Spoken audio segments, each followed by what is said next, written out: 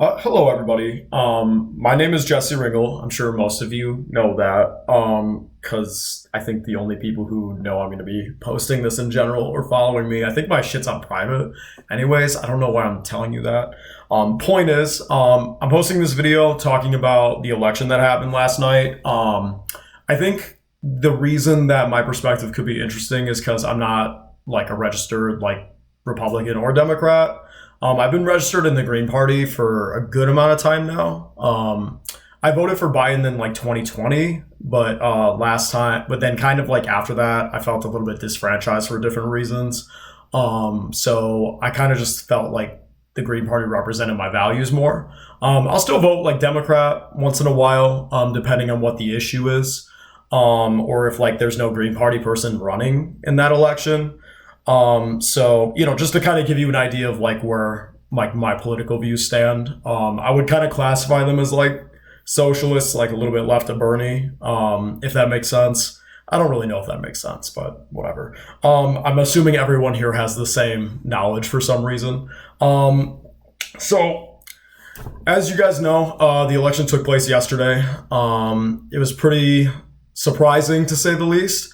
I wouldn't say surprising in the sense that we were expecting, Kamala to win or even win by a lot. I think that most people thought that Kamala Harris was going to win, but by like a very small amount. Most of the polls were saying 50-50, which is actually like really like out of the ordinary. Things obviously are usually close, but not like that close. So I kind of had the idea that it was most likely a polling error, which I think most people would agree with. So for the results, like I said, I thought Kamala was maybe going to win, but like by like less than 1%. But I think later on, I started to realize like through this polling, Republicans generally, when they answer polls, they don't answer polls like in general. So generally Republicans are more likely to ignore pollsters when they call them. And polls have been off like so much the past couple elections. And the only reason I know that is because I have the time or make the time to pay attention. I don't expect most people to, because I promise it's not interesting enough to do that. As you guys can tell, the polling didn't even matter. So I thought that Kamala was going to lose, but I didn't think she was going to lose by this much. Like, I didn't think it was going to be a fucking blowout, like out of nowhere that no one was expecting. That's kind of like my opinion on like the presidential race when it comes to like what I was expecting. I thought that the Democrats might at least hold like the Senate possibly. A lot of the polling again was like neck and neck, 50%. And a lot of those guys who were Democrats who like ended up losing their seats that I thought were possibly going to keep them were actually like pretty popular in their state, and actually like weren't that like partisan of people. So, and had won like Republicans in the past. So like it was kind of shocking again to have like that massive of a blowout. Even for like congressional seats and for the Senate. Like that was very surprising to me. I thought that if Trump won, the Democrats would at least keep the Senate maybe. Like we already didn't have Congress, which is like more of an electoral college thing than anything. And because of like gerrymandering. I was not expecting that. Now, the only thing I did expect that did happen was basically the ballot initiatives across the country, such as like abortion initiatives, especially in like where I live, Arizona. Like I kind of expected that to pass. The polling was like out of this world. Like it was going to get passed either way. Even in like a state like Florida, like I think it got like 57% or some shit. And that's like fucking conservative heaven. That's like where literally like every Trump supporter who wants to avoid taxes in New York like moves to. That was definitely expected. I thought that like, a lot of these progressive like ballot initiatives, such as like $15 minimum wage in Missouri, for example, or even like paid sick leave in Missouri or maternity leave. I was expecting that to get passed as well. Not necessarily in like a state like Missouri, but I think like in general across the country. And luckily that did happen. So that was like the only silver lining of last night was the abortion initiatives getting passed and, things like paid family leave and things like the minimum wage getting raised in multiple states. Like I said, what basically happened was it was like a full Republican fucking domination, which again, wasn't expecting that. Trump fucking throttled Kamala. It wasn't even like close. Like not even close. It wasn't even like if you like incorporated like third party votes and like incorporated like every factor you could, like there was no way that Kamala was going to make up that ground. Like no way. Like it's the first time a Democrat has lost the presidential race like through the popular vote. Like, it's been a long-ass time since that's happened, okay? Like, literally every single election, Democrats are like, oh, like, we might lose the presidency because of the Electoral College, but we're definitely going to win the popular vote. Like, there's no question about that. Like, this time, like, it was the exact opposite of what even, like, the people who were paying attention, like me, thought was going to happen. That happened, and then obviously, like, Democrats lost Congress. They lost the Senate. But I will say again, like ballot initiatives across the country, most of the ones that like I would support, most of the ones that were proposed for that matter, that were more progressive or more like leftist, I guess you could say, like got passed. So it's a really weird thing. It's like these progressive like laws, like anything that's like enshrining abortion into the state constitution or like raising minimum wage or like paid family leave, paid maternal leave, like paid sick leave. Like these things where people could just vote on them directly were getting passed across the country in states that were voting for Trump by like 10%. So it's just a really weird like split screen that you like don't expect. You think if someone's a conservative and they're voting for Trump, they wouldn't want like to increase the government's power, or like give them more money to like help people generally, in those situations. You also wouldn't expect them to vote yes on like an abortion initiative. You know what I mean? Because you think Trump supporter, you think generally, oh, they're pro-life. But no, like that's not how it played out. So it is, while I see like most people I know, kind of like obviously upset because Trump won. Because like even to me as like a Green Party person, I definitely don't like Trump more than I don't like Kamala. And obviously for like different reasons. Trump like won, but at the same time, like when people actually like have a choice in like what law is going to get passed rather than letting Congress decide that, it seems like it goes the way that I would prefer like every time and the way that most people I know would prefer every time. So I think that's the one silver lining that's like really good. Now there's a couple reasons I think Kamala lost. Okay. I'm going to try to kind of go in order of like what I think is the main reasons. So first, what I think it was is Joe Biden. Okay. And I'll explain what I mean by that.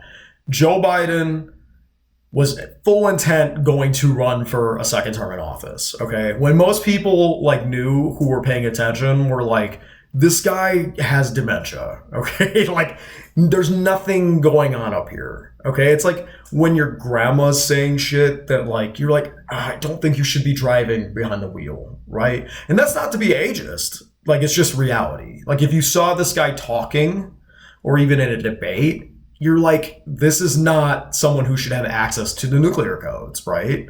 Not that Trump is much younger. Like, don't get me wrong. This is not me saying this man is youthful. This man isn't. Like, no, they're both too old to be in office, especially with their like cognitive function.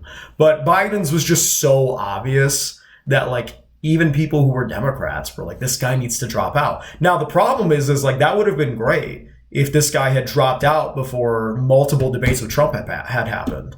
But by the time he dropped out, Kamala Harris had the shortest amount of time possible to formulate a campaign, to hire the right people, to have a plan, to actually do the things that she said that she wanted to do while campaigning, to actually have like a competent field operation, to do all of these things, even with money, which she had fucking plenty, $1 billion, even with all that money. If you only have like a month to 2 months to do a full campaign and only one debate, then it's like people aren't going to know who the fuck you are. No one gives a fuck about the vice president. The vice president doesn't do shit, okay?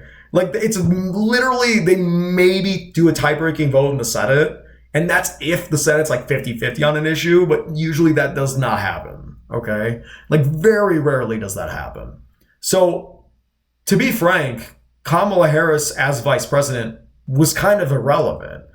Now, people said, oh, like she, was the border czar. She did the border for Biden. It's like, no, like that's a figurehead position. She has no like ability to dictate legislation, to dictate executive power, like what the president can do.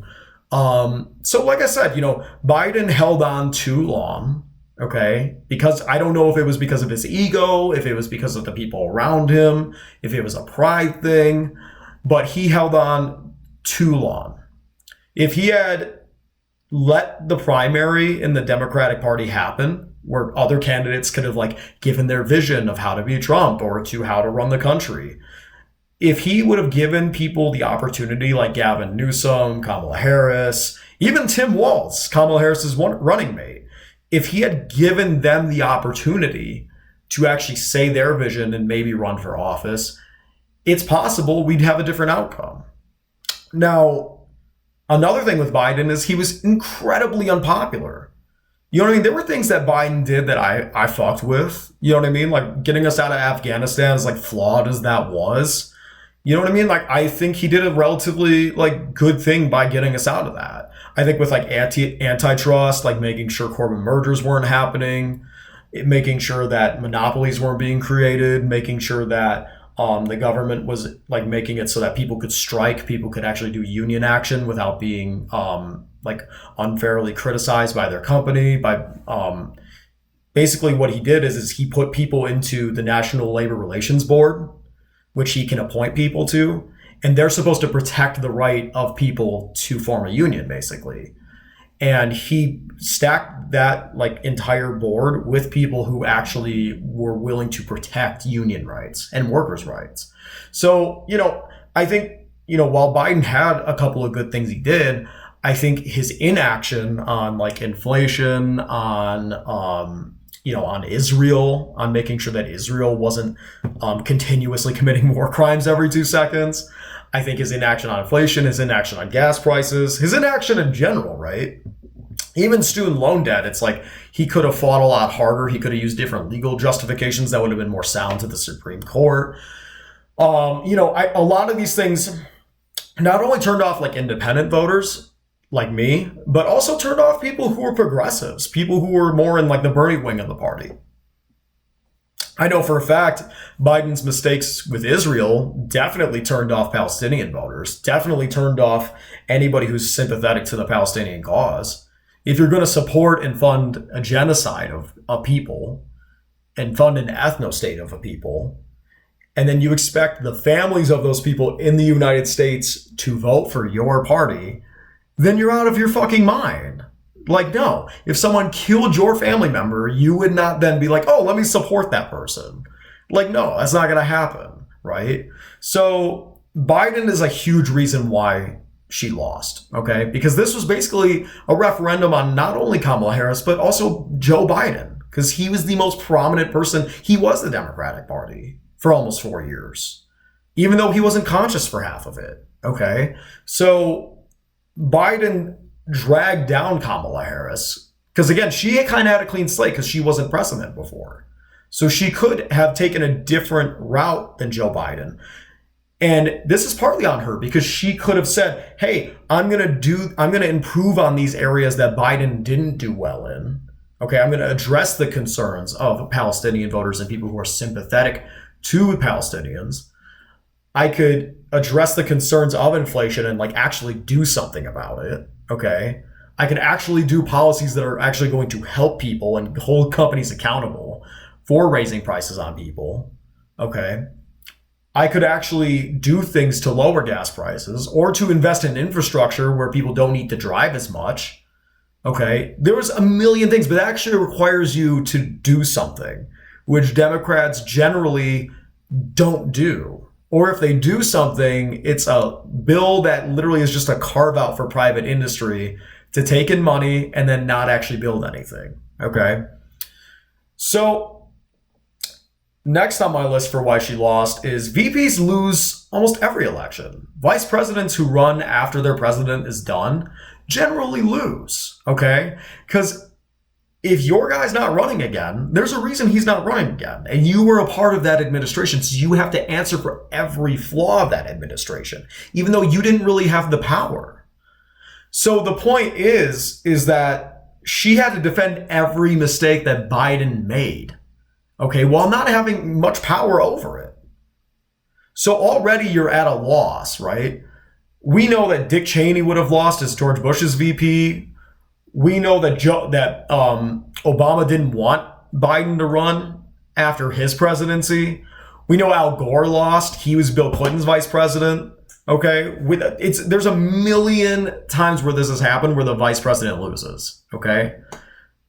Next, what I'm going to say is Kamala Harris didn't reach out to the right people. She tried to reach out to moderate Republicans. Okay, quote unquote moderate Republicans, okay, by shifting a lot of her positions to the right or to the center, as most people in the United States would call it.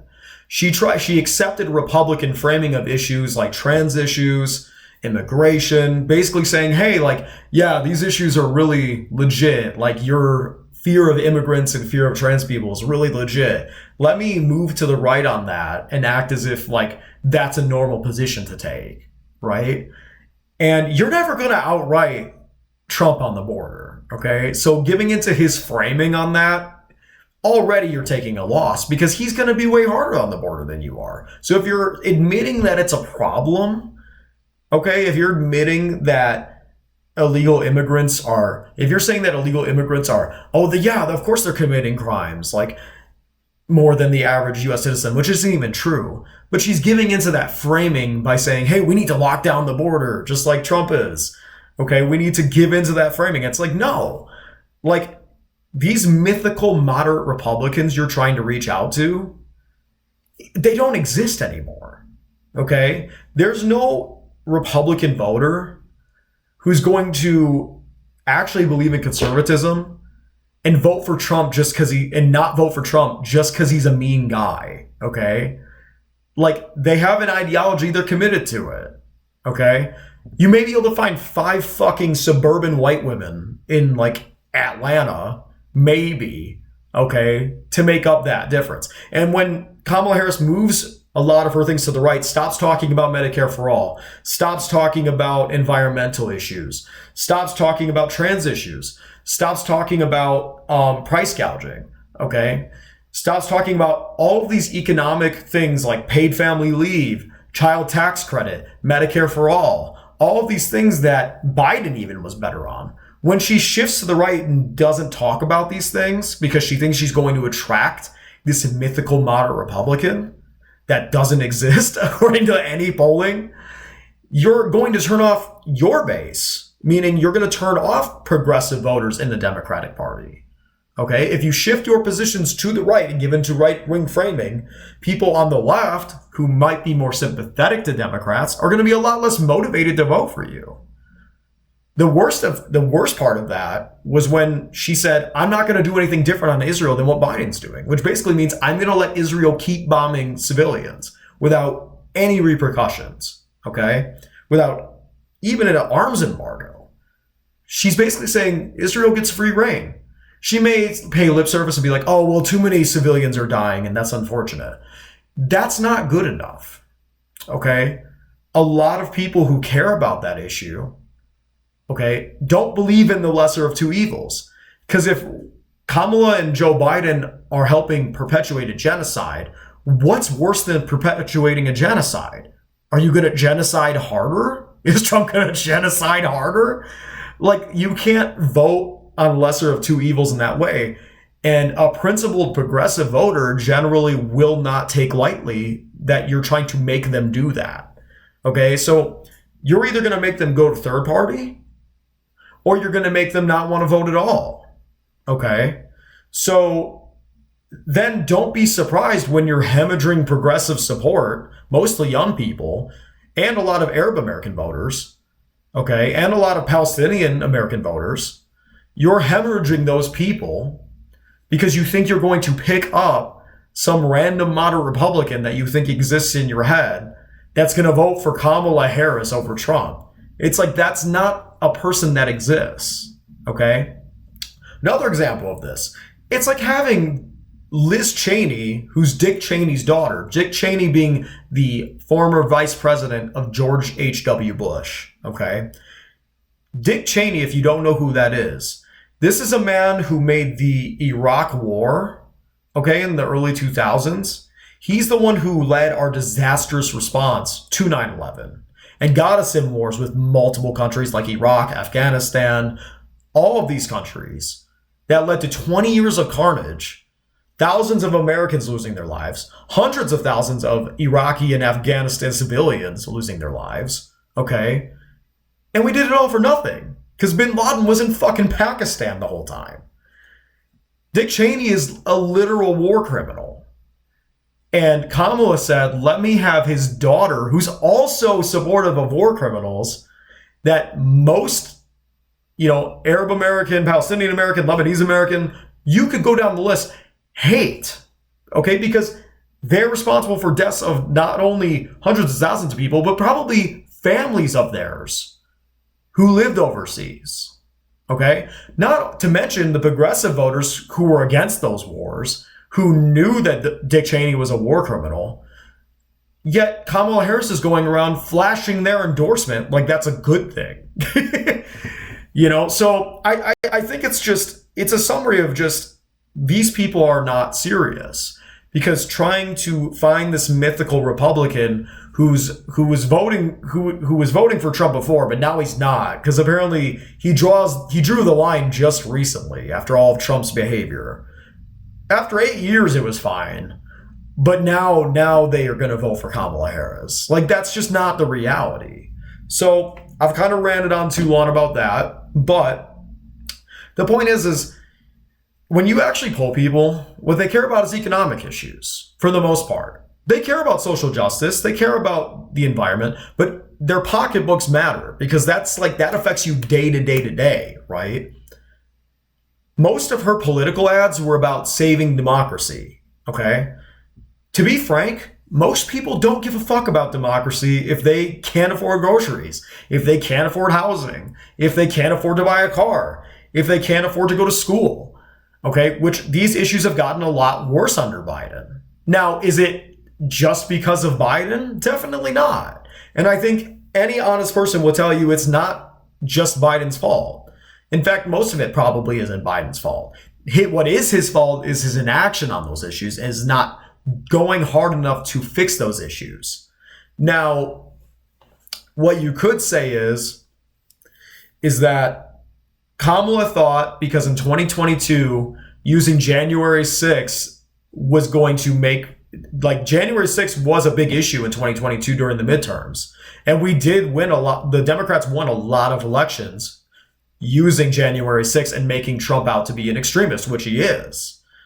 But because inflation and these issues have gotten so much worse the past 2 years since then, a lot of people aren't willing to look past that, even if Trump is an extremist. And to them, the incumbent president or the incumbent administration, which would be Kamala Harris, represents those issues getting worse.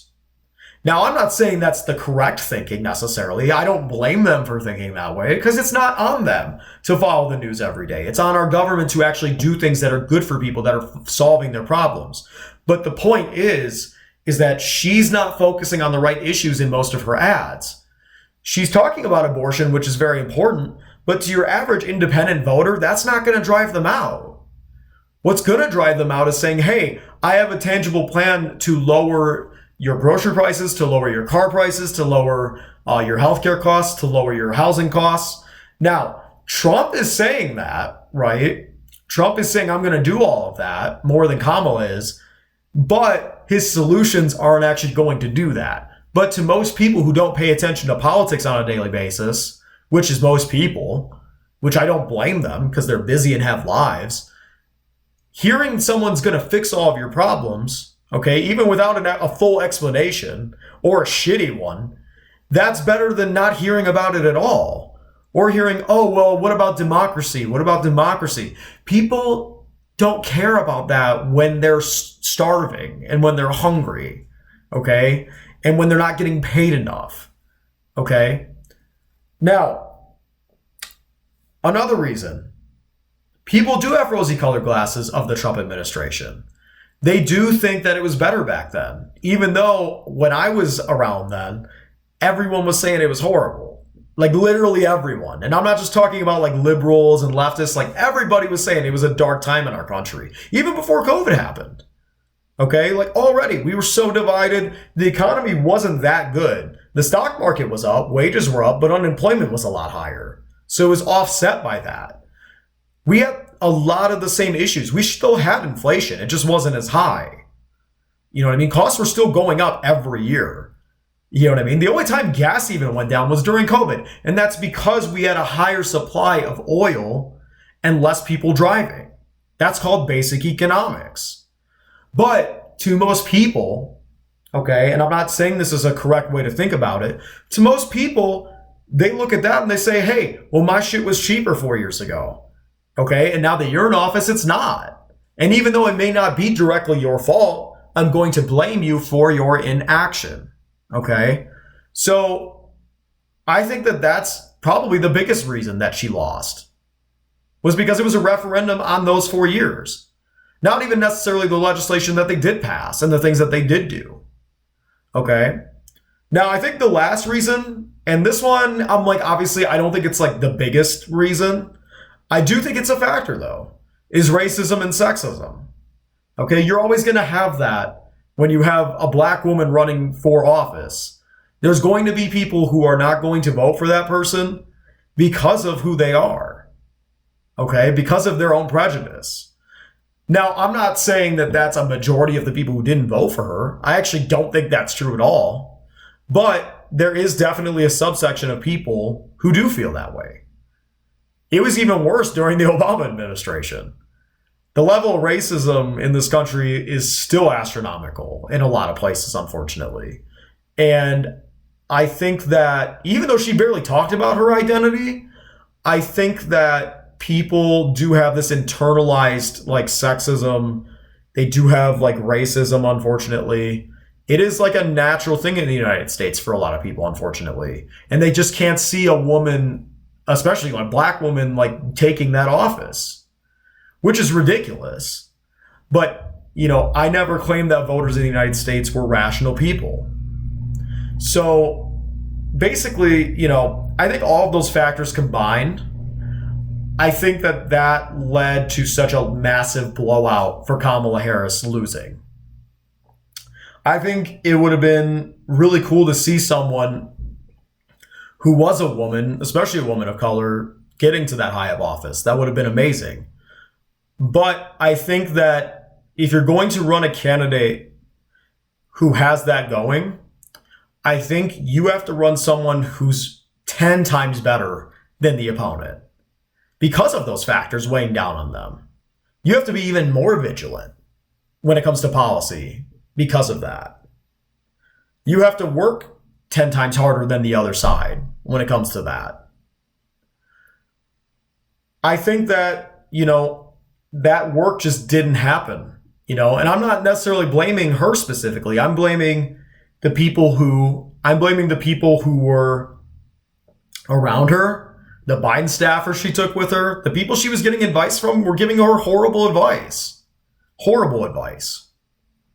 It's obviously on her at the end of the day, but when you look at the DNC, you look at all the people she had around her, these people have been losing for years. They barely won against Trump in 2020. Barely.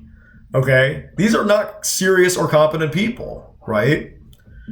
So when you consider that, you won't be surprised why she lost by so much. Now, you may be wondering, why do you think that... Hello, everyone. Sorry about that. My girlfriend's sister was running in a bunch of shit, so I had to help her real quick. Anyways, so I think Trump won by a lot because I think every election it kind of goes like this. If there is a moderate Democrat in office, which is usually the case, they generally don't do enough policy-wise to actually help working people. They'll put in half measures, they'll go halfway on things, they'll maybe do a couple of things at the edges, not enough to fundamentally change working class people's lives in this country, which is super unfortunate. It's because they have this ideology called neoliberalism. And this basically states that if you let private markets do what they're going to do, if you encourage private markets to do what they're going to do, and you use the government to do that, then that's going to make products cheaper for people in the United States. Now, that ideology worked out at first in the 90s when Bill Clinton did it, but then over time, that policy actually took a lot of people's jobs away. And then when we didn't have as many companies producing things, prices actually started to go up again. So that backfired. Now, keep in mind, this same ideology is still present today in the Democratic Party, at least in the leadership. You have people like Bernie Sanders who are like, hey, I actually want to do full government programs that are going to take care of people and fund them by taking money from the people who have been exploiting people for decades. Okay? Obviously, the Democratic Party hasn't taken these things on that are very popular. So when you have a neoliberal president like Barack Obama or Joe Biden, or even a candidate like Kamala Harris, who are only willing to do half measures or do things that are going to help things at the edges, you're going to have a lot more people who are disappointed by that. Where it's like either their situation gets worse because they're not actually getting the fundamental systematic help that they need, or they see these people doing half measures which don't actually help them. Okay, I'll give you an example. Obamacare. Obamacare helped in certain ways by making it so people with pre-existing conditions couldn't be denied insurance coverage, and it helped keep people who are age under 26 on their parents' insurance. What it didn't do, and what they could have done, because they had the votes, was pass a Medicare for All plan in the United States and cover everybody. Make sure nobody in this country didn't have insurance. But they chose not to. And the whole world got to witness that, right? So, you let that culminate. People are still having issues with their health care. And this is the same thing in multiple economic policies, whether it's housing, whether it's jobs, whether it's the cost of goods. These half measures don't help people in the long term. And then the backlash to that, because people don't know that there's a left-wing option to actually use the government to fully help people, the only other option they think they see is a right-wing populist like Trump. Someone who says, I'm going to solve all of your problems that the Democrats haven't solved. And let's scapegoat immigrants. Immigrants are why your housing is too much money. Immigrants are why, you can't go to the grocery store and afford what you want. It's not because companies are fucking you. No, it's because of these immigrants. Right? That's what they say. They say it's because we gave out $1,200 checks to people, when literally nothing factual confirms that. Okay? So the point is when you have someone who's a do nothing or do things at the edges type of president, people are going to want fundamental change. And when the only mainstream option for that is a right-wing populist who scapegoats people to explain these problems away, when you're not providing an actual reason as to why these problems are happening and not providing full-on radical solutions to fix them, especially problems that have been happening for decades, you cannot be surprised when people then fall into that right-wing populist pipeline. Okay, that's inevitably going to happen, unfortunately.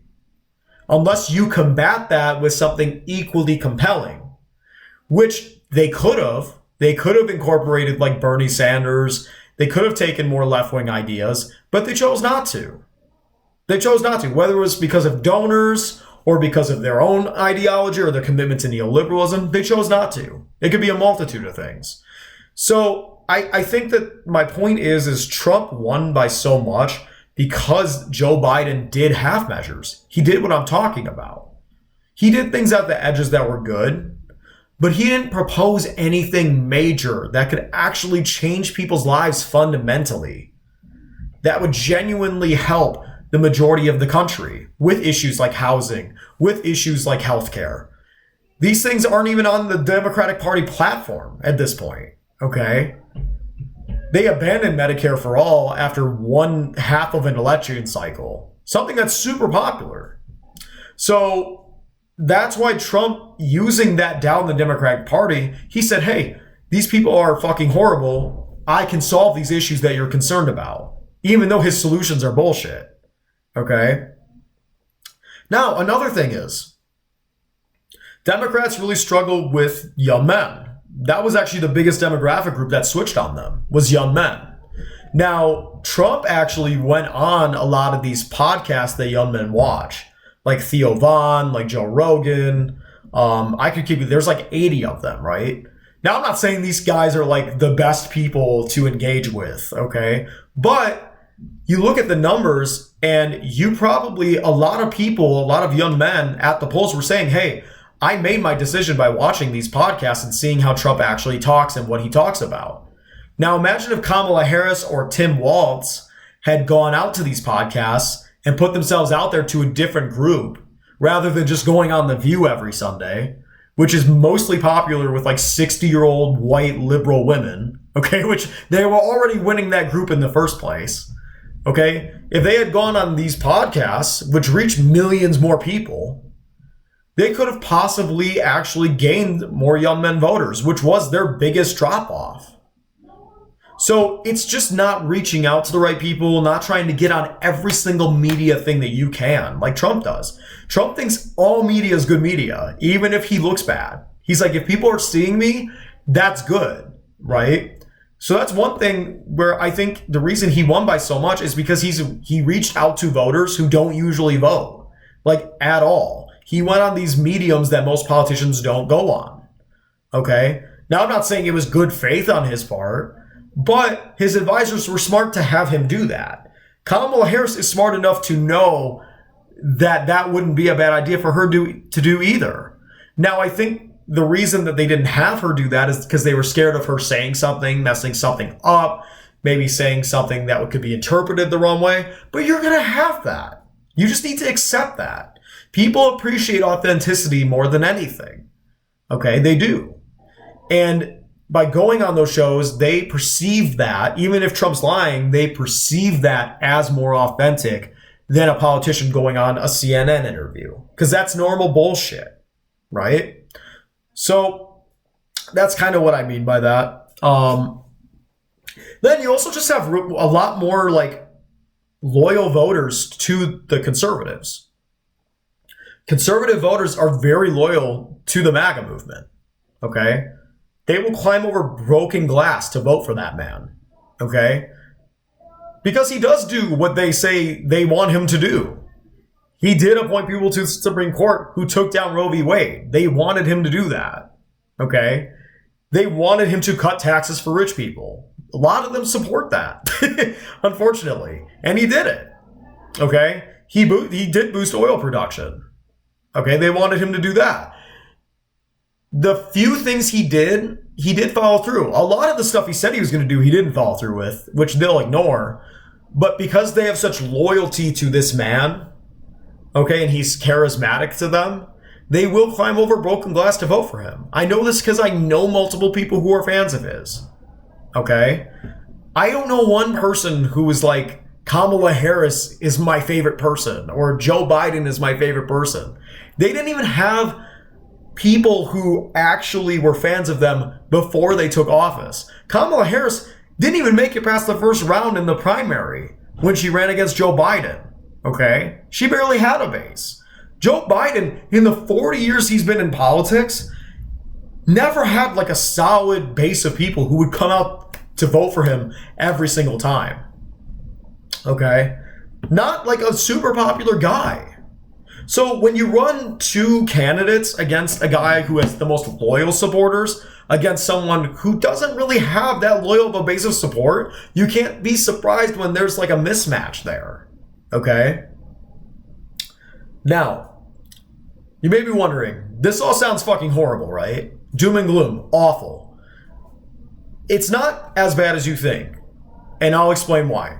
Okay? It's awful that Trump won. It's awful that the Republicans have the Senate, the House, the Supreme Court. Horrible. Okay? I don't disagree with that.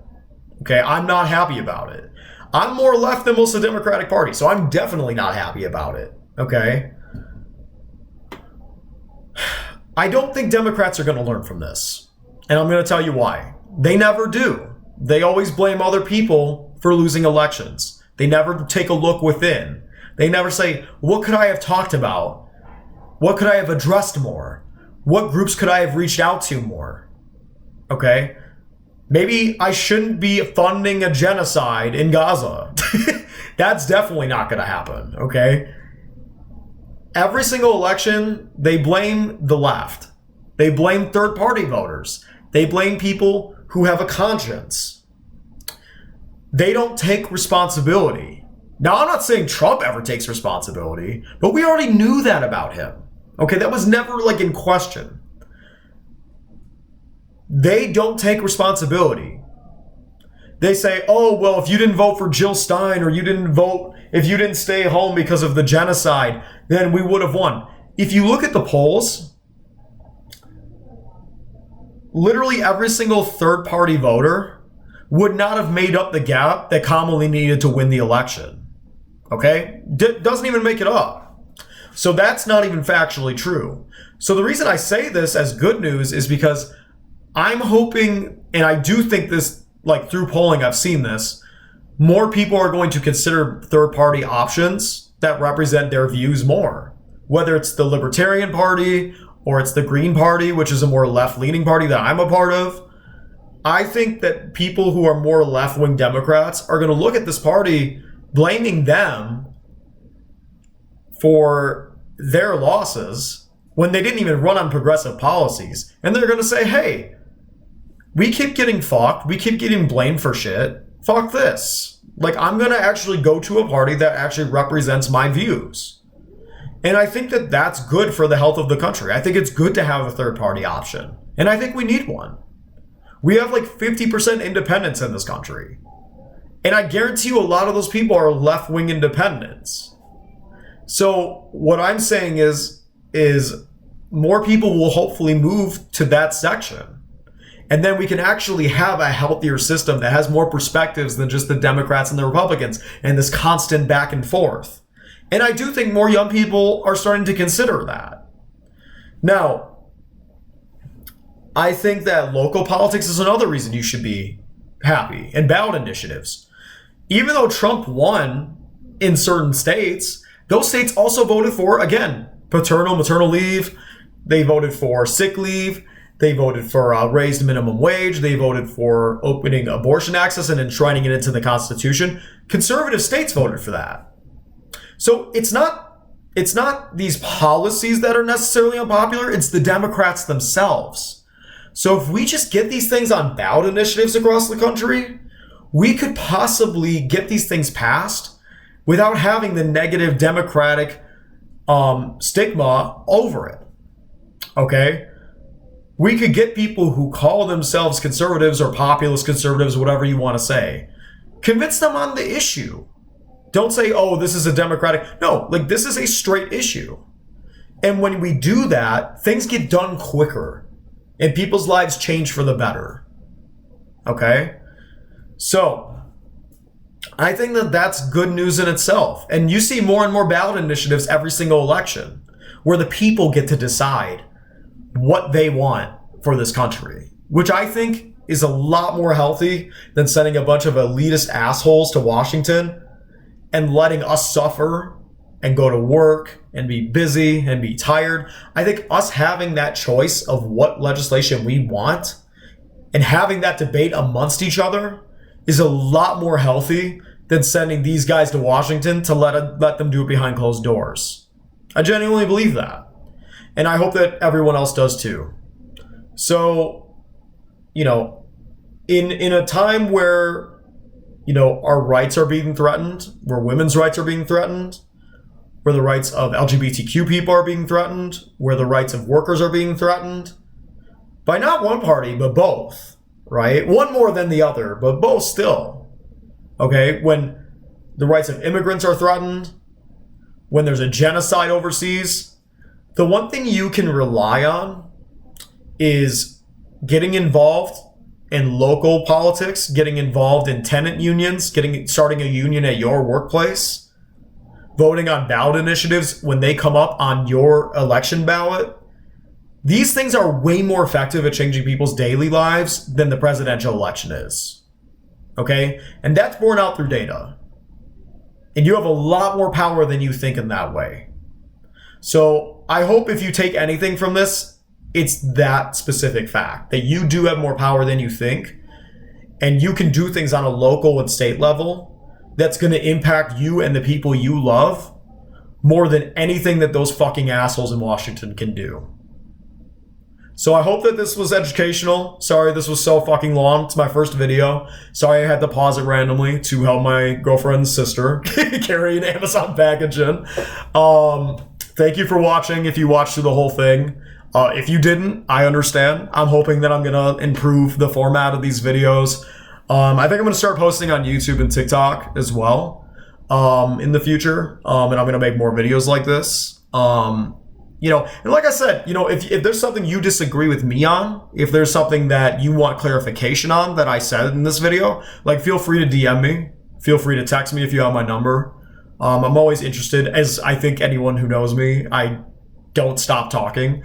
So if you have any questions on the things that I've said today, you know, just hit me up. I'll try to answer it the best that I can. If you need me to clarify anything, or even if you have a disagreement and you want to talk about it, like I'm totally down. You know what I mean? I think anyone who knows me knows that I'm an open-minded human being. I'm an open-minded person. And I do care about your perspective. You know, I really do. So love you guys. Thank you. And that's the video.